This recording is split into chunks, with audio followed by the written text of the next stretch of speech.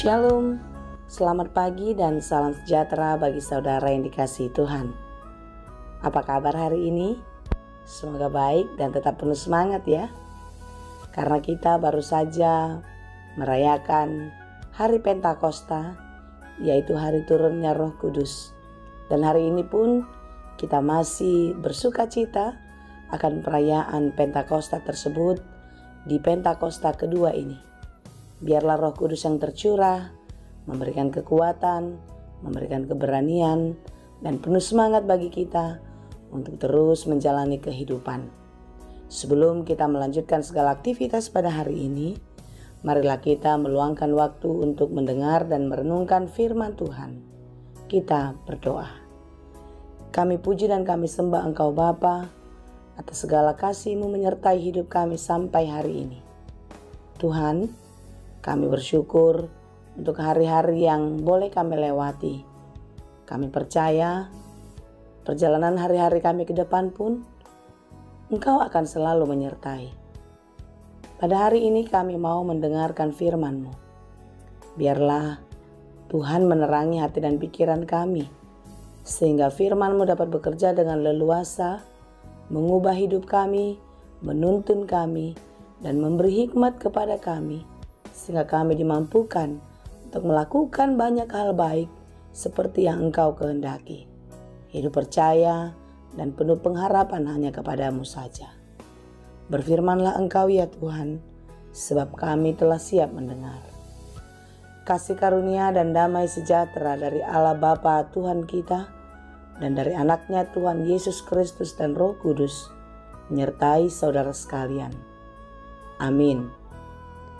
Firman Tuhan untuk kita pada hari ini di hari Pentakosta kedua, Senin 29 Mei 2023, tertulis dalam kitab Bilangan 11 ayat 24 sampai 30. Dan untuk mewakili semua ayat ini, saya akan bacakan Bilangan 11 ayat 25. Lalu turunlah Tuhan dalam awan dan berbicara kepada Musa. Kemudian diambilnya sebagian dari roh yang hinggap padanya dan ditaruhnya atas ke-70 tua-tua itu. Ketika roh itu hinggap pada mereka, kepenuhanlah mereka seperti nabi, tetapi sesudah itu tidak lagi. Saya bacakan kembali di ayat 26. Masih ada 2 orang tinggal di tempat perkemahan, yang seorang bernama Eldad, yang lain bernama Medad. Ketika roh itu hinggap pada mereka, mereka itu termasuk orang-orang yang dicatat, tetapi tidak turut pergi ke kemah. Maka kepenuhanlah mereka seperti nabi di tempat perkemahan. Saudara yang dikasihi Tuhan, ketika Tuhan sudah berkehendak, kuasanya tidak ada yang dapat membatasi. Roh Kudus yang tercurah sudah ditetapkan Tuhan kepada siapa saja hendak diberi, kapan waktunya, dan dimanapun dia berada.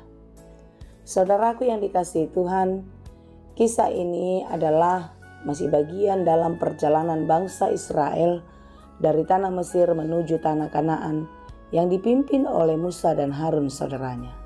Kita ketahui bangsa ini adalah bangsa yang degil, keras kepala, susah diatur. Mereka selalu bersungut-sungut, teriak-teriak dan bahkan marah kepada Musa. Ketika mereka di dalam perjalanan mendapatkan kesulitan, kesusahan, mereka langsung marah-marah dan tidak peduli bagaimana hati Musa mendengar teriakan mereka. Pada suatu kali bangsa itu bersungut-sungut di hadapan Tuhan tentang keberadaan mereka di dalam perjalanan itu. Mereka merasa nasibnya sangat buruk. Lalu Tuhan bangkit dan marah kepada mereka.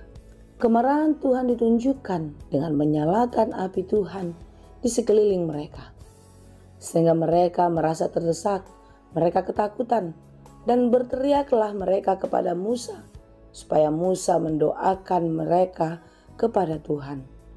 Dan memang Tuhan mendengarkan doa Musa, dan api itu pun dipadamkan. Saudara yang dikasihi Tuhan, peringatan Tuhan kepada bangsa itu tidak membuat mereka jerah. Setiap waktu mereka diperhadapkan dengan kesulitan, mereka marah. Setiap waktu ketika mereka kelaparan, mereka berontak berteriak-teriak kepada Musa. Dan di dalam permintaan mereka bosan. Setiap pagi mereka harus makan manna. Bangsa ini tidak bersyukur, terus menangis dan meminta kepada Musa dengan kalimat, "Siapakah yang akan memberi kita makan daging?" Saudara yang dikasihi Tuhan, itulah sifat manusia. Selalu tidak puas dan selalu kurang. Inilah yang membuat kita selalu susah dan merasa menderita di dalam kehidupan. Saudaraku yang dikasihi Tuhan, kisah perjalanan bangsa Israel dari Mesir menuju tanah Kanaan menceritakan kepada kita dan mengingatkan kita kembali bahwasanya kuasa Tuhan tiada terperi. Kuasa Tuhan tiada yang mendapat membandingi. Semua dapat dilakukannya. Ketika bangsa itu meminta apa saja yang mereka perlukan di dalam kehidupannya, Tuhan memberikan berlimpah ruah. Demikian jugalah di dalam kehidupan kita, saudaraku. Jangan pernah meragukan kuasa Tuhan dalam hidupmu. Dia tahu apa yang engkau perlu, dan Dia akan memberikan melebihi dari apa yang engkau perlukan. Renungan kita pada hari ini adalah bagaimana Tuhan menyatakan kuasa-Nya di luar dari jangkauan, di luar dari ekspektasi manusia. Dia mencurahkan roh-Nya kepada 70 tua-tua, termasuk diantaranya 2 orang muda yang tidak berada di dalam perkumpulan itu. Saudara yang dikasihi Tuhan, ketika Allah sudah menyatakan kuasa-Nya, tidak ada seorang pun di antara kita yang dapat menolaknya. Ketika Allah sudah menunjukkan mujizat-Nya, semua orang akan tercengang olehnya. Oleh karena itu, saudaraku yang dikasihi Tuhan, marilah kita merenungkan Pentakosta kedua ini adalah pencurahan Roh Kudus yang memberi roh kekuatan, keberanian kepada kita untuk menjalani kehidupan.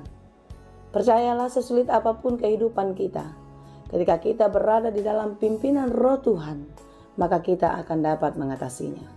Sesakit apapun yang kita alami hari ini, ketika Roh Tuhan bersama-sama dengan kita, maka kita akan diberikan kelegaan. Kita akan diberikan keberanian untuk menjalani semuanya di dalam pengharapan. Biarlah Roh Kudus yang tercurah tetap menjadi kekuatan bagi kita. Roh Kudus yang tercurah tetap menjadi penghiburan bagi kita yang lemah, bagi kita yang sedang berduka. Percayalah, di dalam Roh Kudus penyertaan Tuhan nyata di dalam kehidupan kita. Biarlah hari ini, esok dan untuk seterusnya, hidupmu bergantung hanya kepada Dia saja. Biarlah roh yang tercurah menjadikan sahabat sejati, penghibur kekal bagi setiap hati yang berduka. Kiranya kita dimampukan untuk terus menjalani kehidupan dengan penuh pengharapan, dan biarlah roh Tuhan menyertai kita sampai pada kesudahan. Tuhan Yesus memberkati. Amin. Terima kasih Tuhan untuk firman-Mu hari ini. Firman-Mu selalu menghibur hati kami. Tidak ada yang dapat melebihi kuasa-Mu. Dan Engkau selalu memberikan lebih dari apa yang kami pikirkan. Tuhan, jangan biarkan kami meragukan kuasa-Mu dalam hidup kami. Karena Engkau Maha Tahu. Engkau akan memberikan apa yang kami butuhkan. Kami serahkan seluruh kehidupan kami ke dalam tangan Tuhan. Dan biarlah Roh Kudus selalu menyertai kami.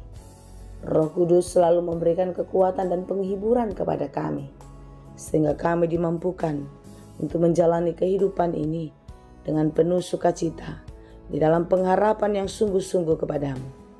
Tuhan, hanya Engkaulah harapan kami. Hanya kepadamu-lah kami serahkan seluruh kehidupan kami. Terima kasih Bapa. Kami puji dan kami sembah Engkau. Hanya di dalam Yesus kami berdoa. Anugerah Tuhan kita Yesus Kristus, kasih karunia Allah Bapa, dan persekutuan Roh Kudus, itulah kiranya yang menyertai dan memberkati kamu sekalian. Amin.